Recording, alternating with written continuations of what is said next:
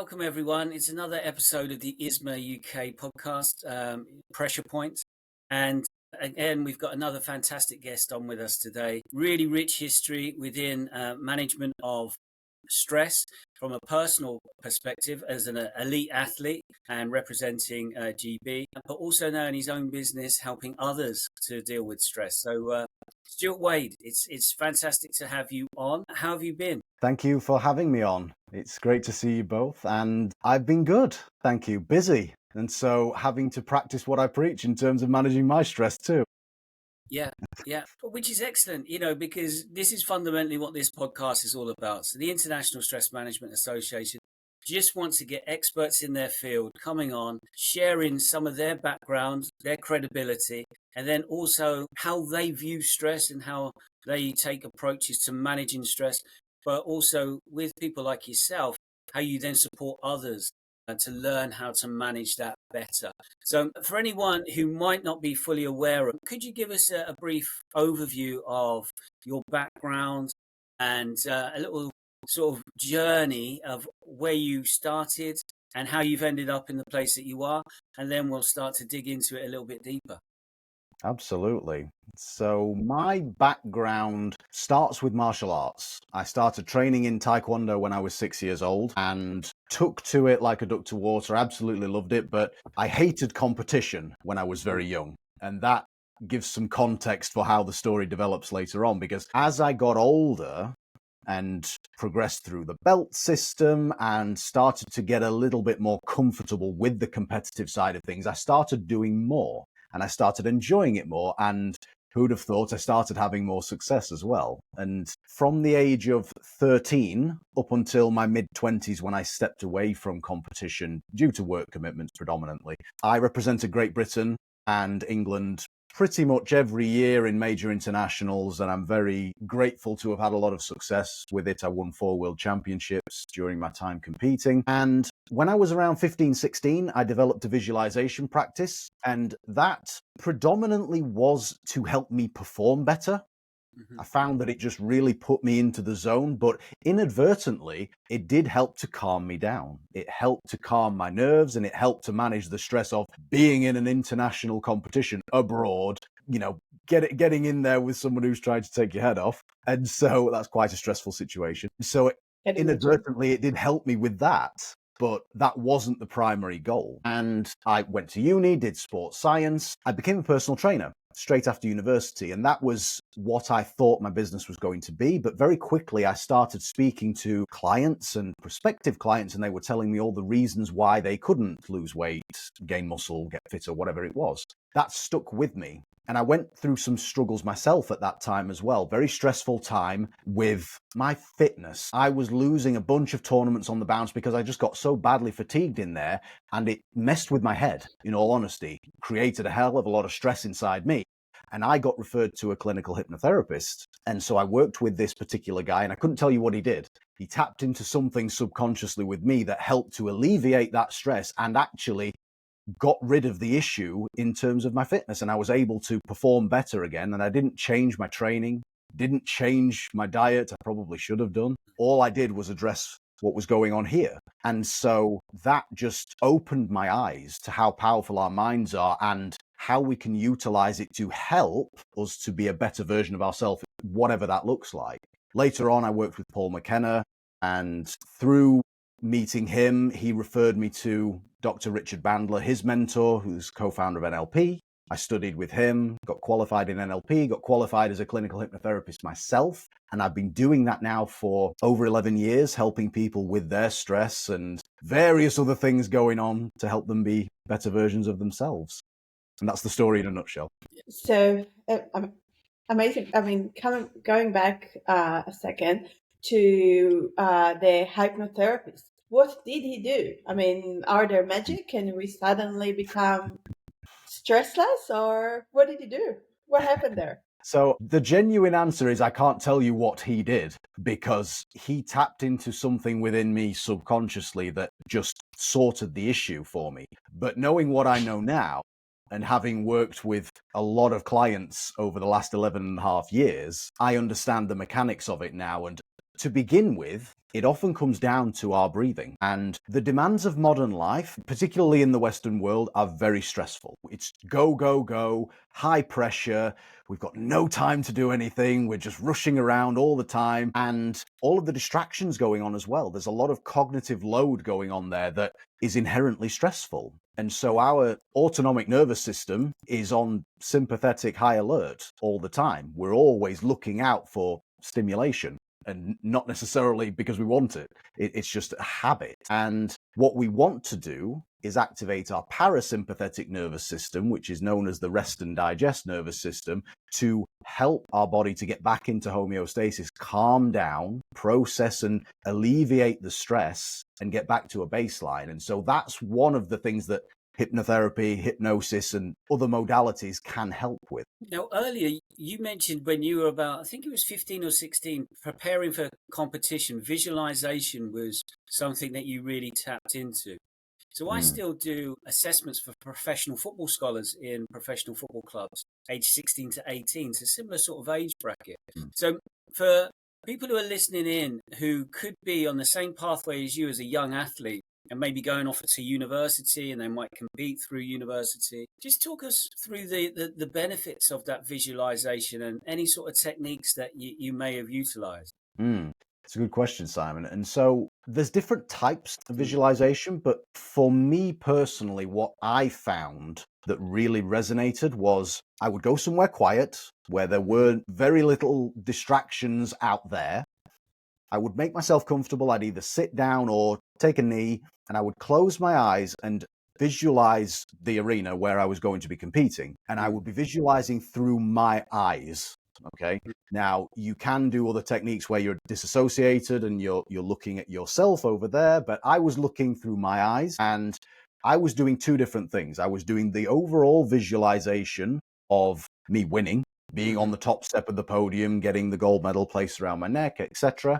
And then I'd be doing a mental rehearsal visualization where I'd actually be imagining what I was going to do out there, what techniques I wanted to throw, what movements I wanted to make, how I was going to perform, and the actual mechanics.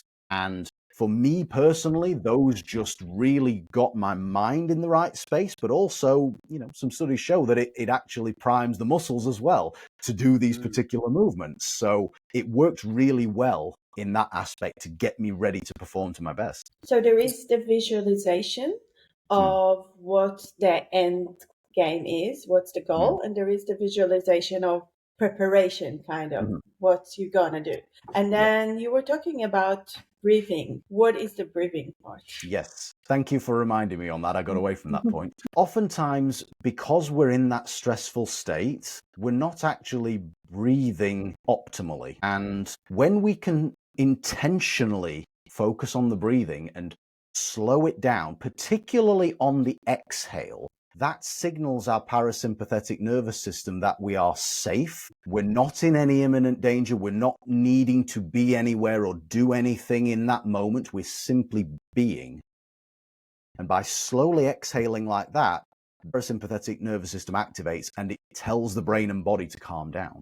But one particular breathing technique that I've only learned in the last couple of years, in all honesty, but I've been using it myself and I recommend it to every client. I've actually been doing posts on social media about it in the last week, is called a physiological sigh. And it involves a double inhale through the nose, which sounds a bit weird, but I can demonstrate. Yes, so I would do as full an inhale as I can through my nose to begin with, and then I'm forcing a bit more air in again. So I would go.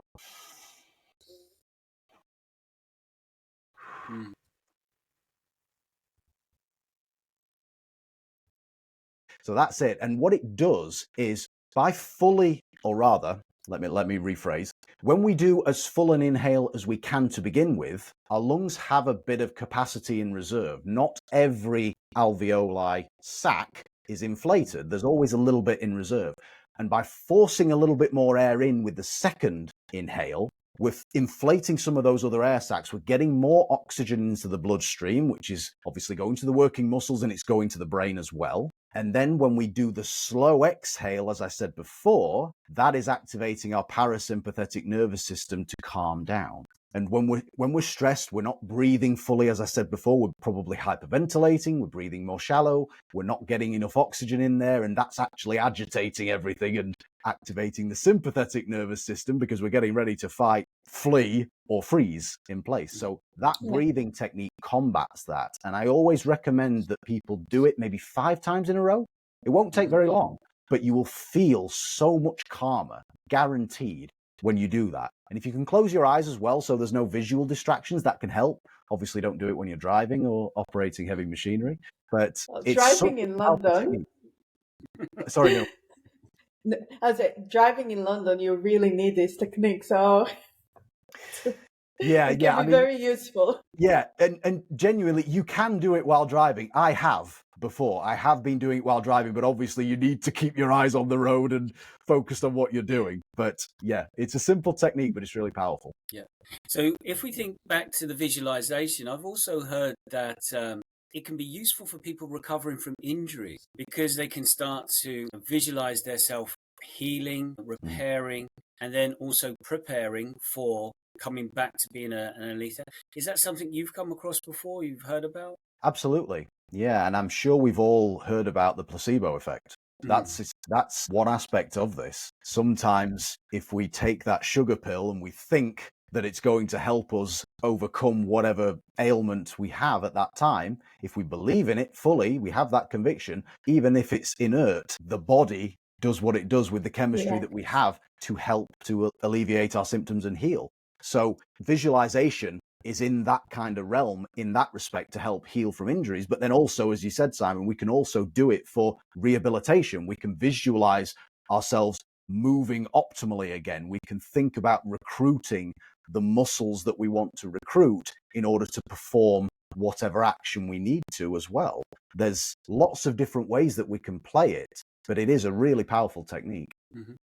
Yeah. And I'm also thinking here that people who are listening in and are elite athletes, or also just people in everyday lives, how do you think people could apply visualization into their life if they were getting stressed at work because of workload? Let's say it's a busy time of year and lots of pressure on. Is there methodologies they could use for visualization in those sort of settings? Absolutely. If they have the awareness to begin with as to what's going on, what are the factors that are contributing to that stress, then we can think about an alternative. Is that something within my control that I can change? Great. If it is, what would I need to do differently? We can visualize that so that we're prepared when we go into that situation, and we can make it more likely that we've been there already in our mind, so we can actually do it in reality. But also, if it's not something that's within our control and we need to speak to a supervisor or find an alternative solution, we can visualize going through that, particularly if we feel like it's going to be a difficult conversation. If we've been there in our minds, we're more likely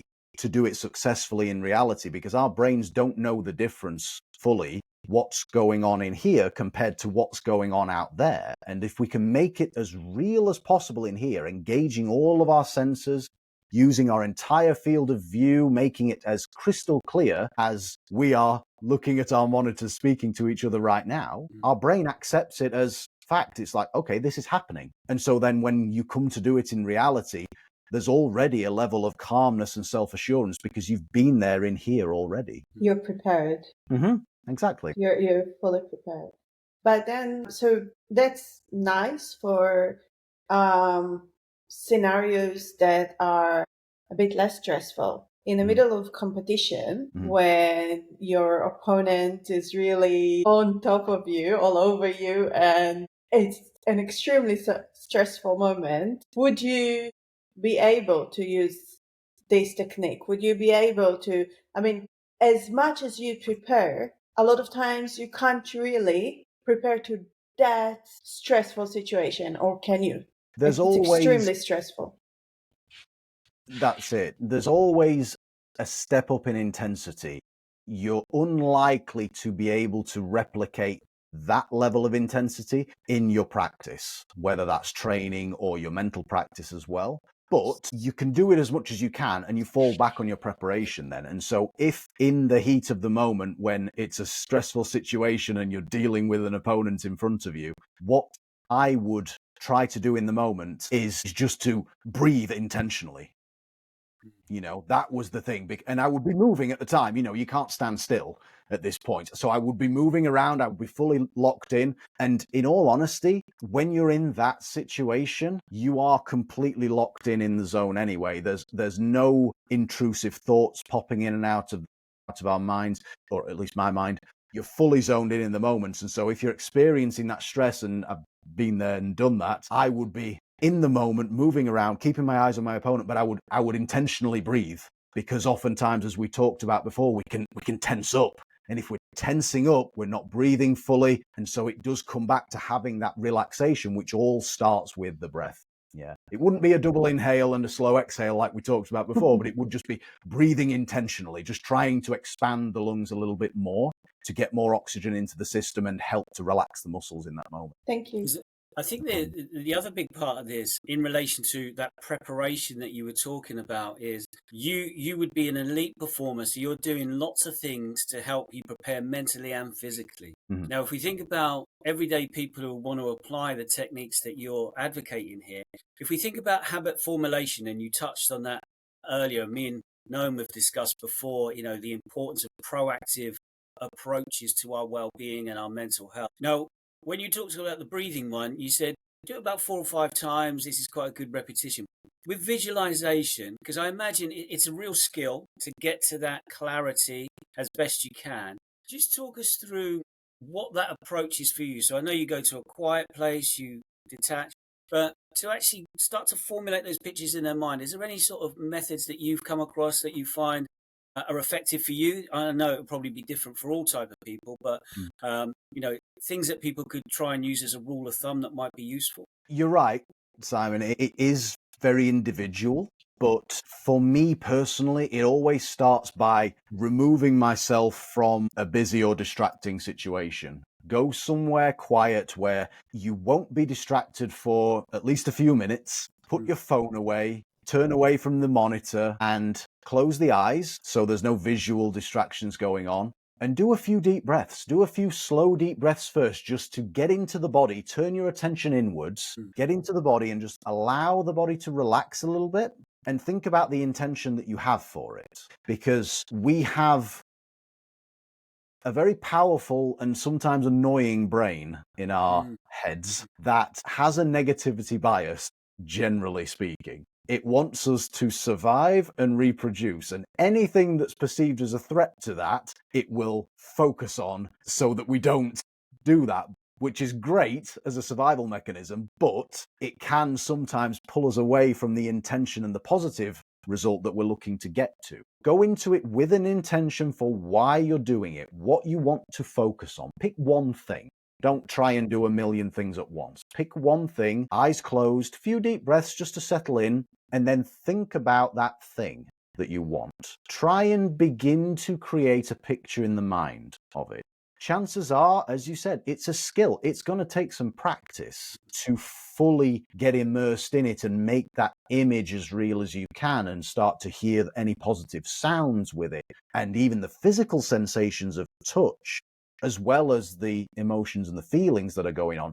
You can even bring in smells and tastes the better you get with it. Some people struggle with certain senses, and that's fine. Whatever resonates with you. One of my clients, for example, struggles to get the visuals, but this particular client is very attuned to the feelings. They know exactly how they want to feel. So we focus on that.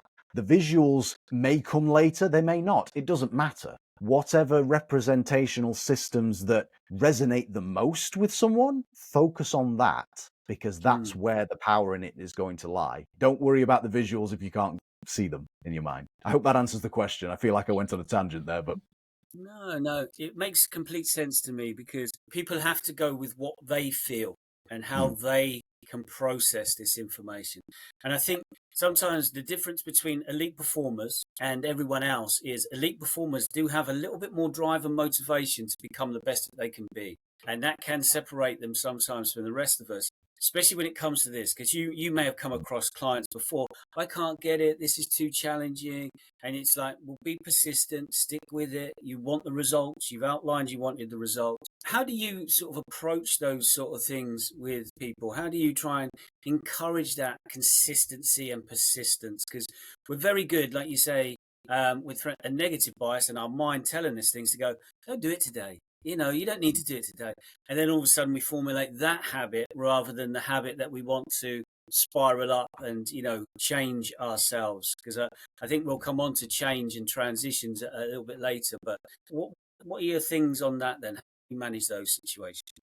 It comes down to what they want and why they want it. Oftentimes, playing into that negativity bias, we don't necessarily get motivated and really driven towards the positive thing that we want. We get motivated and driven towards getting away from the thing that we don't want. And so sometimes we need to tap into that. Rather than being aspirational, we need to look at the negative like, well, look, if you don't change, that's going to get worse. Or if things don't, as one of my dad's favorite sayings, if things don't change, they'll stay the same. And so we need to tap into the thing that they want, but more importantly, why they want it. Because once we can I'm not trying to force anybody to do anything, but once we can create enough discomfort in the thing that they don't want, we can then start to build the urgency to get away from that thing and then get towards the thing that they actually want.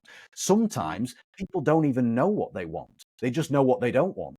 So it maybe takes an investigative process. Okay, what don't I want? Write it down. And once you get it out of your head and onto paper, that metacognition in the moment, judging that a little bit subjectively, can start to open our minds up to think, okay, so if I don't want that, what would I want instead? What would be a good alternative? And start brainstorming some ideas. I think you were mentioning before that as a very young person, you weren't very interested in competition.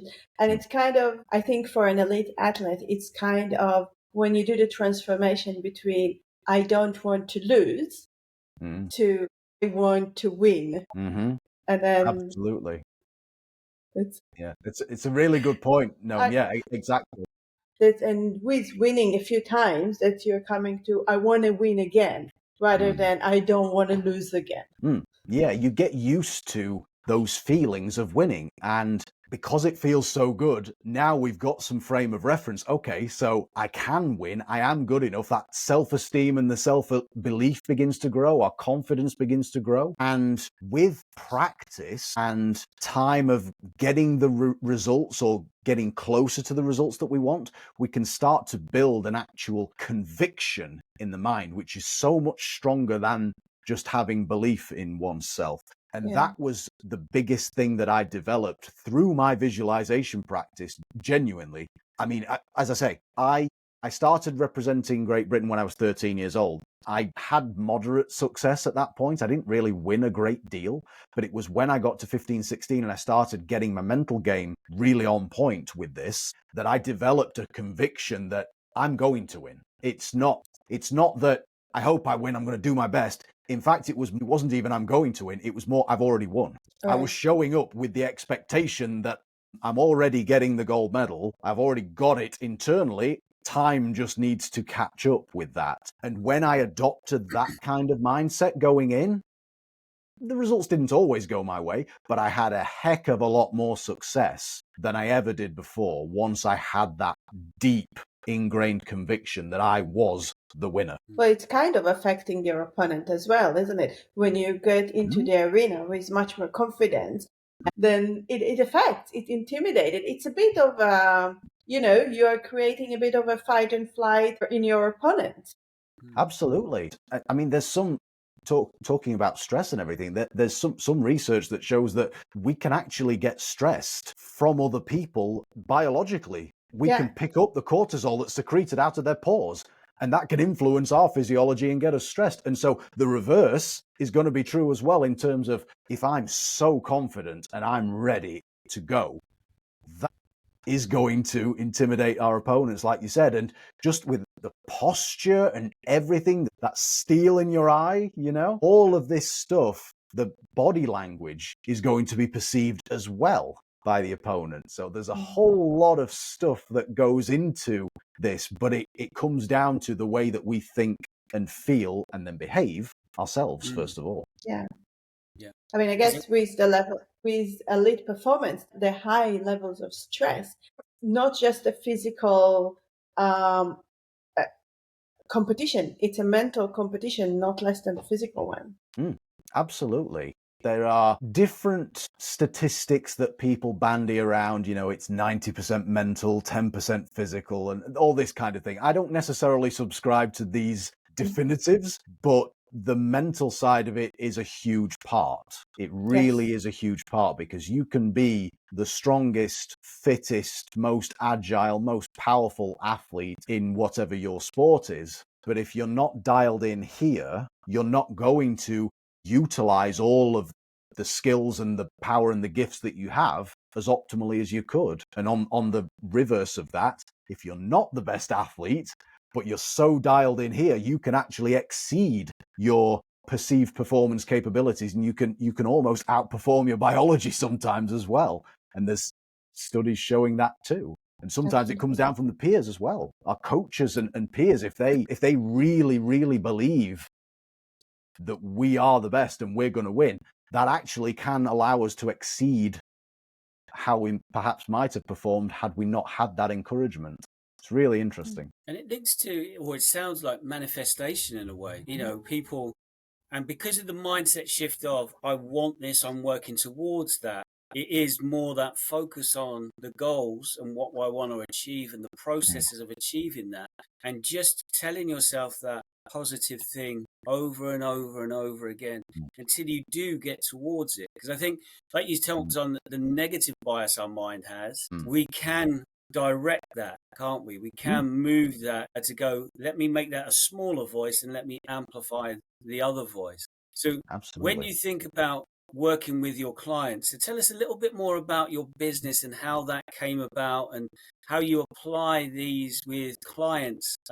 Just give us an insight into who they might be. Yeah, absolutely, Simon. And just to touch on your previous point before the question, we absolutely can instill the positive bias into our minds as well with repetition, because our brains and bodies, they don't want life to be effortful. They don't want to have to work hard. They want homeostasis. And so if we are constantly giving that stimulus, that positive instruction to the brain, at some point it's going to get out of the way and just, okay, yeah, that's how it is, rather than fighting it because it doesn't want to. And that's how we can change our neurology, our nervous system, fire and wire new neurons in the brain and the body for the thing that we actually want. And that's what I'm doing with my clients. Whatever the issue or the perceived issue is that they are coming to me with, we need to create an environment in their subconscious mind and in their bodies to get them to where they want to be. And sometimes we will have to process some things that have happened in the past that have maybe given them a certain type of conditioning, certain neural pathways in the brain that were helpful at one point, but are no longer. And so we need to process some of these things and fire and wire some new neural pathways towards what they actually want. And with the clients that I work with, they are typically business owners that are already doing pretty well, but they want to perform more. They want to get to that next level. They want to break through to the next phase of their careers. And I do work with some athletes as well. Same sort of thing. In all honesty, they want to perform better. They want to win more. They want to overcome anything that may be holding them back psychologically, emotionally, or even physically. And for everybody, it's different. The issues may be similar, like stress, but this person's experience of stress is probably going to be different to this one's in terms of the symptoms, in terms of the stimulus, and sometimes in terms of the treatment as well. There's general principles like the breath work and that kind of thing, but this person over here may really resonate with the visualization. This person over here, perhaps not. So we need to do something different with them. It very much depends on the individual, but it is all about creating an environment to help facilitate the change they want. And that's what I do. So with that in mind, then, if people were interested in your services, how does it usually work? What's the process you adopt with Mm. people? Do they reach out to you via social media? Have you got a website? And then once that's triggered, the process, so people can hopefully get an idea of, well, actually, when I'm working with Stuart, um, this is what I can expect. Absolutely. I do get people, prospective clients reaching out on social media. Absolutely. Mm.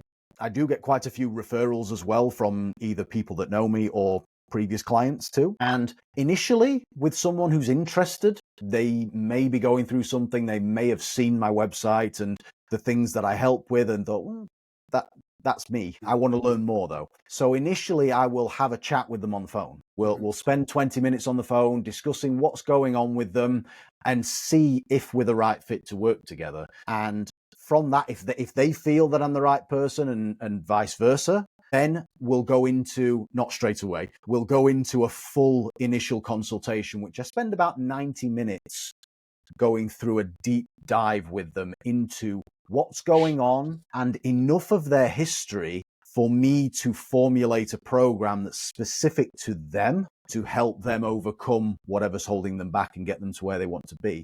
And off the back of that, we then do an 8-week program. And in that time, again, studies show that it takes roughly 66 days to fully change and adopt new habits. And so that 8-week program pretty much covers that duration. And so we can expect a really positive change by the end of that. And oftentimes it can happen quite quickly, but then we build the resources and the same way that you would train a skill physically, we train our nervous system in here. We strengthen those neural connections in the brain so that the old ones atrophy because they're not being used anymore. And then it gets to a point that's technically known as synaptic pruning, where the brain will cut the ties like you prune the hedge in your garden of the old neural pathways. So it's not erasing our erasing our memories, but there's no sensitization to it anymore. Like, well, I know I used to do that, but it's not a thing anymore. Now I do this. And so that's what we do over that 8-week period. And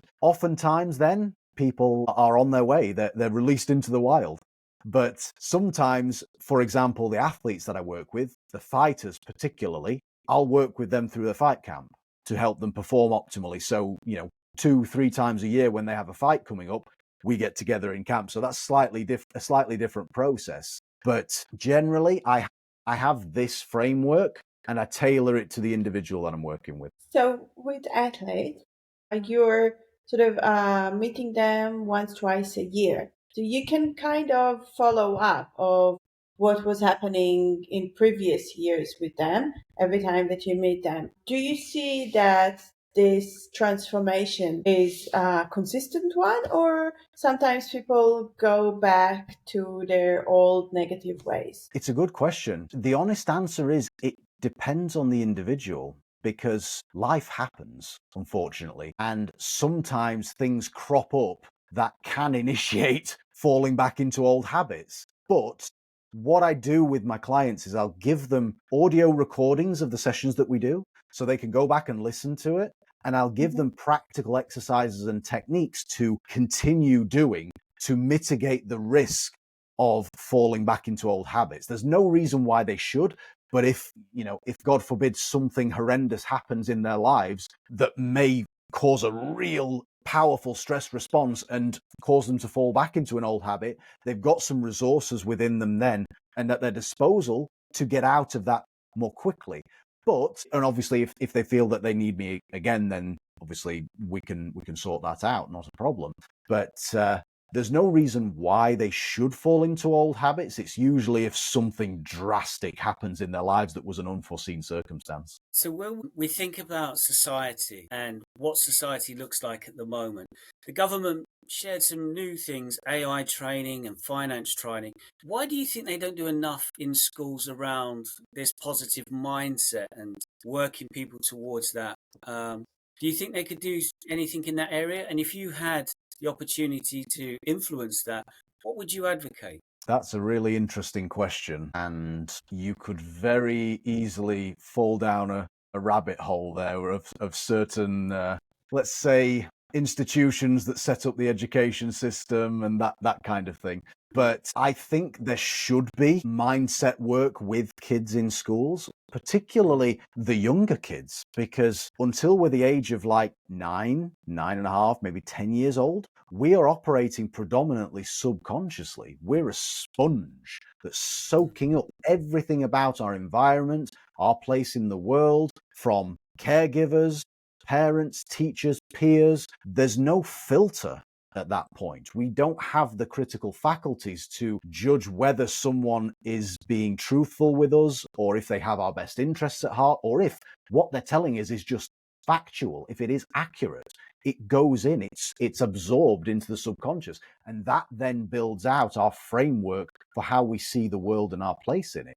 So getting the right positive mindset work into kids at school of that sort of age is really crucial, I believe. And if there was something that I could do to help to facilitate that, and I suppose doing shows like this to talk about this stuff and raise awareness is a great way of doing it, because while changing the education system is certainly a pretty mean feat, there's a lot that would go into that. Doing things like this that parents can listen to is probably a good way to start it, to help out at home rather than the education system. And so, and I do know a bunch of friends of mine actually have been speaking to me about the education system of late, and they've pulled their kids out of school. They're homeschooling them because they don't like the curriculum and the way that the education system is at the moment, and they want to give their kids a certain type of education with more emphasis on positivity and really instill some good deep mindset work into them. So they've pulled them out. I think it starts at home, in all honesty. It is a growing trend to homeschool now, quite positive, because you can really be there and can really have a huge effect on your children. So I just want to go back a bit, because our podcast is called Pressure Points. And I think there is a lot between pressure and stress and elite athletes and all of those techniques that you were mentioning, with keeping the good amount of pressure on athletes to win, sort of preventing them from going to an unhelpful negative stress. Can you summarize a bit from everything you said before of how do you maintain this balance between good pressure to negative stress? You make a great point there, Noam, because sometimes stress and our perception of it is the key thing. It is stressful to be an athlete. It is stressful to live in the modern world, and it is stressful to be a business owner. But is it eustress? Is it going to help us, or is it going to hinder us? And sometimes it is the label and the attribution that we consign to it. So if we're thinking that, oh my God, this is really stressful, I can't cope, whatever, that narrative that we're telling ourselves is informing the way that we are going to be in the situation. Whereas if we can reframe it, okay, this is stressful, but it's helping me to be better.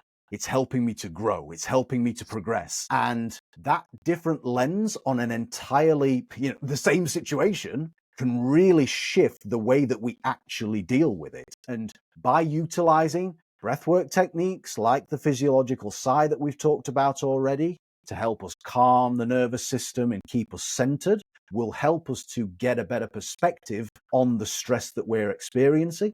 And then using the visualization techniques as well, that can help us to prepare and mentally rehearse how we're going to show up and how we're going to react in response to that stress, so that it makes it more likely that the stress is going to help us to grow and be better, get stronger, fitter, whatever the adaptation might be, rather than having it as something that's overwhelming that's going to hold us back. Yeah. And do you find that the approaches that you adopt also work with neurodivergent young people or people in general who are neurodivergent? Do you see any differences, or is it no, actually this works across the board? It's a good question, Simon. And I think in my experience, it does depend on the individual and what characteristics they're neurodivergence exhibits. We've got to work within that. It does come down to that individual, what resonates with them. If it's someone who may be ADHD, perhaps, and struggles to focus on one thing at a time, we may have to come up with a protocol that is going to help them to focus a little bit more on that. For example, one client that I had a number of years ago now, he really, and I'll be honest, I don't know if he had ADHD, but he had some traits. I don't know if there was an official diagnosis, but he had some traits. And he really struggled to focus during our sessions on what I was trying to get him to think about. He would have so many intrusive thoughts going on, pulling his attention in different directions. And so I said to him, how do you relax? What helps you to switch your mind off a little bit? And he said, well, listening to music. Okay, what sort of music? So, okay. And he told me. And so what we would do then is he would have one earphone in this ear, listening to his music that helps him relax. And I'd be talking to him in this ear. And that, for him, enabled him to switch off, to calm his nervous system down and focus internally on the work that we were doing at that point. That separated him out from those intrusive thoughts. So sometimes you might have to get a little bit creative with it and think about how you're able to focus your attention on the thing that you want and have a play with it. Nice. And is there anything that you're currently really focused in on within your work environment?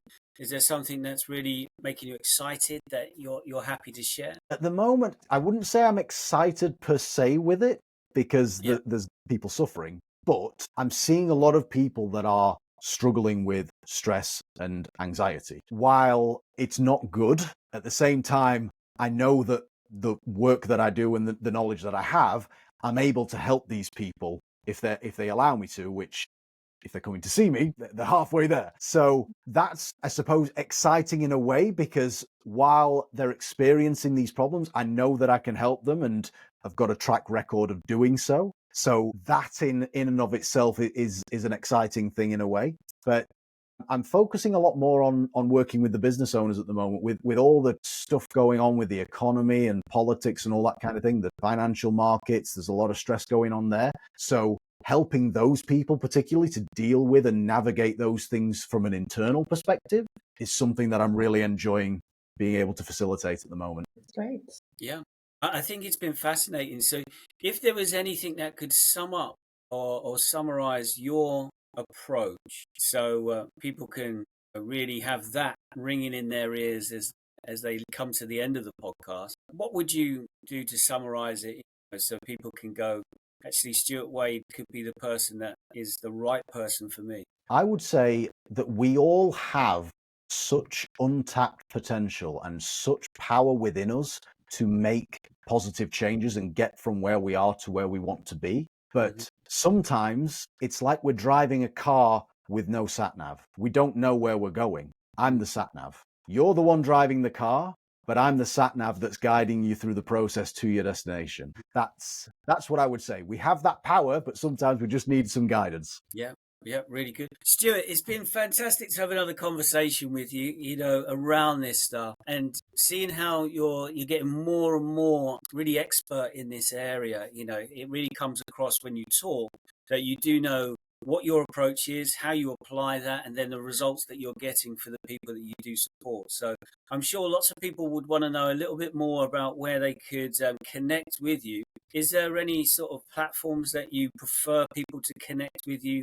Of course. Thank you for saying that, Simon. I really appreciate that. And I am most prolific on LinkedIn at the moment. If you type in Stuart Wade, my name will come up there. Maybe if you typed in high performance mindset coach as well with Stuart Wade, that would direct you straight to me. I'm also on Instagram and Facebook as well, just Stuart Wade on Facebook, and then at the Mind Coach UK on Instagram. That's my handle, all one word, no underscores or hyphens. My website is themindcoach.co.uk. And so any of those channels people can reach out to me on. But as I say, I'm most prominent on LinkedIn nowadays. And that's where I spend a lot of time. Yeah. Nice. Yeah. Well, I'm definitely going to take from today breathing techniques, guided imagination, preparation, and yeah, it was really great, really eye-opening, and I think really practical. I can see how I'm going to use it. That's Especially great. with your Thank three you so sons. much. Yeah. Thank Stuart, you. yeah, thank you for giving up your time and supporting the ISMA podcast. We'll look forward to catching up maybe again in the future. Absolutely. Thank you for Absolutely. having me, guys. I really appreciate it.